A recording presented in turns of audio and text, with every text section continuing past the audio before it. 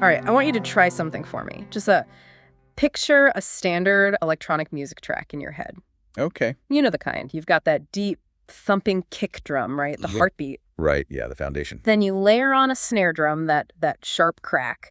Maybe add some hi-hats hissing away in a fast rhythm. And then you throw in a sequencer loop that's just like bubbling underneath everything. Got it. It's loud, it's complex, it's driving. Now imagine you open your eyes to see who is making that noise. You expect a DJ booth or a full percussion ensemble, maybe a guy with a laptop and a loop pedal. Sure. But instead, you see one man. He's sitting on a simple chair. He has no wires, no electronics. He just has one drum on his lap, and his hands they're just blurring. It's a complete short circuit in the brain, isn't it? Yeah. The ears are hearing machine or orchestra, but the eyes are seeing solo acoustic instrument. Exactly. And that cognitive dissonance is what our deep dive is all about today. We are looking at the work of Mohammad Reza Mortazavi. A man who has been called a lot of things, but the source material we're working with today, a really comprehensive column called Drumbeat Poetry from November 2025.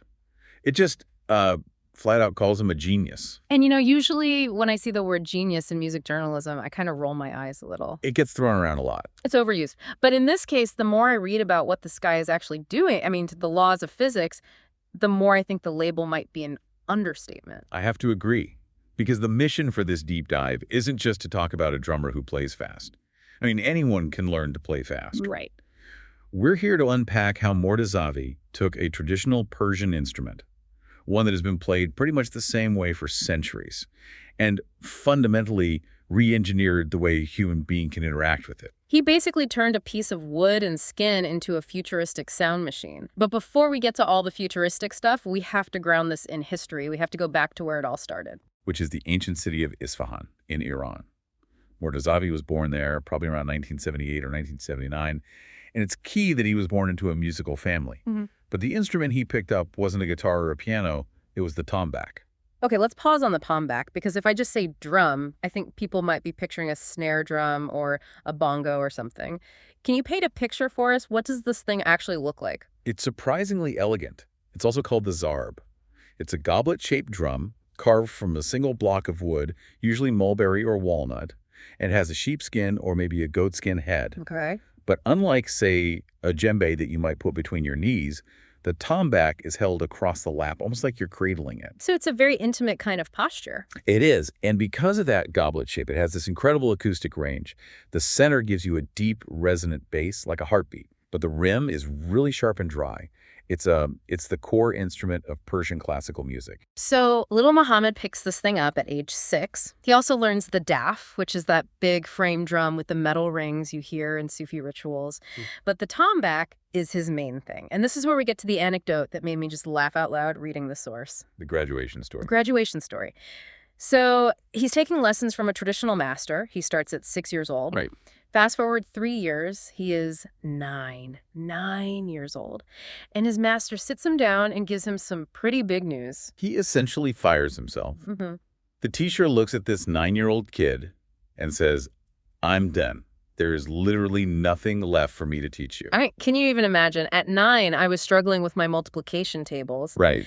And he had absorbed the entire traditional canon of a centuries-old instrument. And the world started to notice. Mm-hmm. By age 10, he enters the annual Iranian tombak competition. Mm-hmm. And he doesn't just, show up as a cute novelty act. He wins. He dominates. He dominates. He becomes a nationally known prodigy before he's even hit puberty. But this is where the story usually goes one of two ways, right?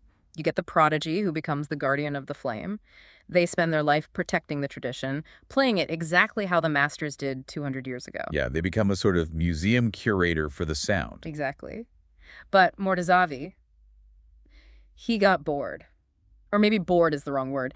He got curious. You start asking why, and that's always the dangerous question in any tradition. He asked, why do we only hit the drum here? Why is the left hand only used for support? Why can't I use my fingernails? And that line of questioning led to what the article identifies as his single biggest technical contribution.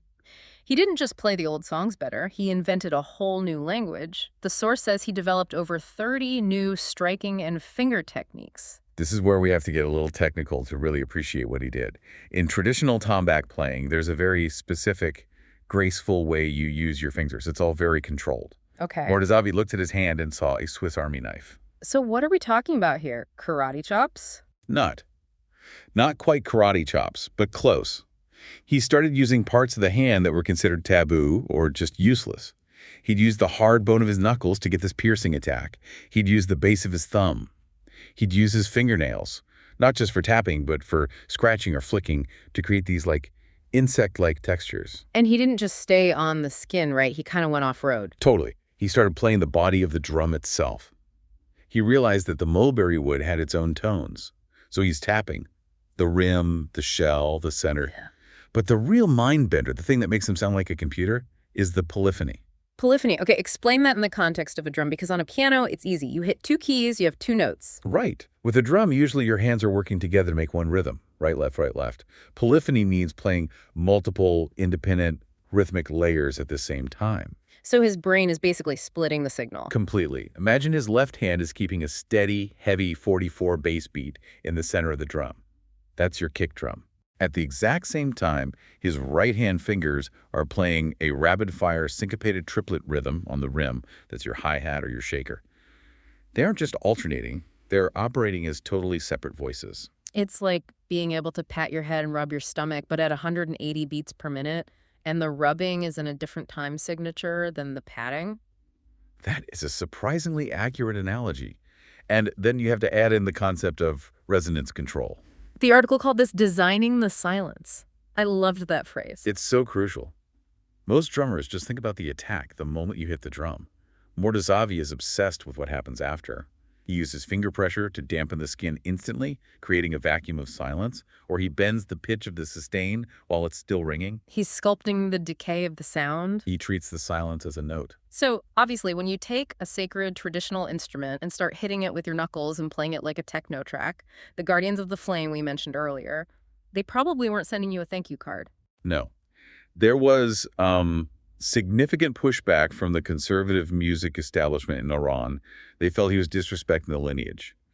But Mortazavi wasn't doing it to be a rebel. He was doing it because he felt the instrument had more to say. And that friction, it eventually led to his departure. Right. So in his early 20s, he moves to Germany and eventually settles in Berlin, which, looking back now, just feels like destiny. It really was the perfect laboratory for him. Berlin isn't precious about tradition in the same way. It's a city that loves experimentation. It's the global capital of techno and minimalism. They understand the power of a repetitive, trance-inducing beat. And he proved himself there fast. The source mentions the Ruth World Music Young Talent Award back in 2003. That was his hello world moment in the West. Yeah. There are 600 competitors. 600. 600. And he walked away with the prize. It was validation that this wasn't just some kind of parlor trick. It was art. But the moment that seems to have really cemented his legacy was in 2010, the solo concert at the Berlin Philharmonic. I mean, you have to understand the gravity of that venue. The Berlin Philharmonic is the temple of Western classical music. It's for Beethoven and Mahler. Exactly. For a solo percussionist just sitting on a chair with a goblet drum to hold that stage for an entire hour. Well, It's unheard of. And the critics, who can be pretty snarky, were just floored. I saw Pitchfork gave him this glowing review. They said his music embodies humanity and the plasticity of time. Plasticity of time. That is the key phrase. We're going to come back to that when we talk philosophy, because it's really Mortazavi's core belief. Yeah. But first, we should probably look at how that sound evolved across his albums. Yeah. Because he didn't just make the same record over and over. Now, the source material breaks down his discography really well. It feels like a journey. It starts in 2010 with the album Green Hands. Green Hands is the proof of concept. It's the album that said, I don't need a band. The dynamic range on that record is what stands out. He can play so quietly you can barely hear it, like a whisper, and then just explode into these thunderous rolls. It proved the Tombak could be a microcosm of sound. Then in 2013, we get Codex. That title feels very different. Green Hand sounds organic. Codex sounds mathematical. And the music reflected that, yeah. Yeah. Codex was architectural. It wasn't about jamming. It was about building complex structures. He was creating a kind of coded language of rhythm. It felt highly composed, almost like he was building a cathedral out of beats. But then the pendulum swings back again. We get Transformation in 2016 and Rytmy Javdanegi in 2019. I had to look it up. Rytmy Javdanegi translates to Rhythm of Eternity. And this is the spiritual turn. He moves away from showing off the math and starts focusing on the trance. This is where the music gets really hypnotic. He's exploring repetition, endurance, and the psychological effect that rhythm has on a listener. Which brings us to 2022 and the album Prisma. And this is where the purist finally breaks his own rule. The toys. The toys, yes. He started introducing what he called sound objects. Bird whistles, small marimbas, cymbals. He was moved toward minimalism. He wanted to see how the complex sound of the drum would interact with these simple, pure tones. It showed he wasn't dogmatic. Yeah, he wasn't afraid to dilute the purity of the tombak if it served the art. Exactly. Which leads us to the present day, or the very recent past. Nexus, recorded in 2025 and 2026. This feels like the final frontier. Nexus sounds like a collision. It is the collision point. After spending 20 years making his acoustic drum sound like electronic music, he finally shook hands with a machine. He introduced electronic processing and sound treatments to the acoustic drum. So he's triggering effects with the drum itself. Exactly. It's the nexus between the ancient body of the instrument and the digital future. It's a full circle moment. It's just amazing to track that trajectory, from the 6-year-old in Isfahan to the cyborg drummer in Berlin. But underneath all the technique and the albums, there's a really deep philosophy here. We mentioned plasticity of time earlier, and the source has this quote from him that just stopped me in my tracks.